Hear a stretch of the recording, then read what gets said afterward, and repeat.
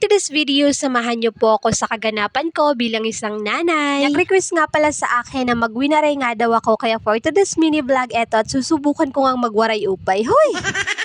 Pay nga aga, nakaturog pa nga doon si kuya, mauya de, gimpaon ako lang muna sa pagkaon niya, di nga bata nga dito. Months na kasi siya, mauging papakaon ko siya, tala digtoy gadla, liwat kay di man pwede nga padaramuon kay dito pasunantiyan. Luto ko ngayon nga pagkaon sa kanya niyan nga adlaw, naglugaw laak, tapos ginsalaktan ko la karabasa. Di kan habang ipapakaon ko nga ni siya, kitain man la niyo sigan sayo-sayo, malain ambot.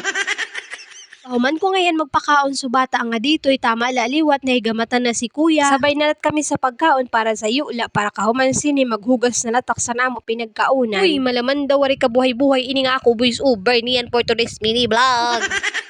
Back to Tagalog na nga tayo sa pagbo-voice over, kaya sa nag-request po sa akin na magwaray upay for today's mini vlog, pasensya na po at sa susunod na lang gagawan ko ulit ng video. Hanggang 50 minutes lang po. Hoy, mas nahihirapan kasi akong magwaray kaysa nga sa magtagalog at mas komportable talaga ako at maiintindihan din kasi ng lahat kapag Tagalog nga. Tapos nga namin kumain ni kuya eto at pinunasan ko lang ang batang maliit. Nauubo nga kasi at sinisipod at hindi ko nga siya pinaliguan kasi mukhang hindi rin kaya ng kanyang katawan. Ako na lang siya papaliguan kapag okay na, kasi katulad nga noon nang pinaliguan ko siya ng kinagabihan ay grabe talaga, nilagnat nga siya. Tapos ko nga rin palang maasikaso ang batang maliit. Ito namang si kuya ang sinunod kong punasan kasi nga nagkasipon nga rin siya ngayon at may ubo. Papaliguan ko sana siya, ang kaso nga lang mukhang hindi rin kaya ng katawan niya at nagagalit nga rin siya sa akin at baka mag-away lang kami, ayokong pilitin. Hala!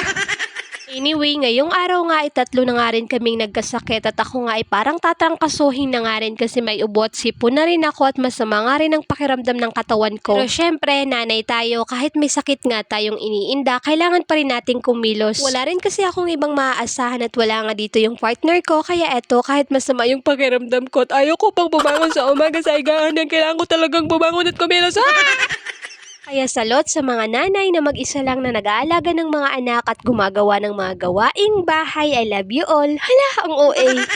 Habang pinapatulog ko nga palang batang maliit, itong si kuya bising-busy nga rin kakalaro sa kanyang mga laruan at ayan pinapaayos mga sa akin. Sinisira nga niya ang kanyang laruan tapos ako ang kanyang papoproblemahin kung paano nga aayusin. Gusto ko sanang pagalitan ng kaso nga lang naalala ko na anak ko nga pala siya. Huy! Mga ilang oras nga din ang pagpapatulog ko nga dito sa batang maliit at ayan nagising na nga rin. Tawa nga rin pala ako dyan kasi panay pislit nga siya sa ilong ng kanyang kuya na kahit anong gawin niya hindi na talaga yan tataas dahil lahi nga kami ng mga Huy!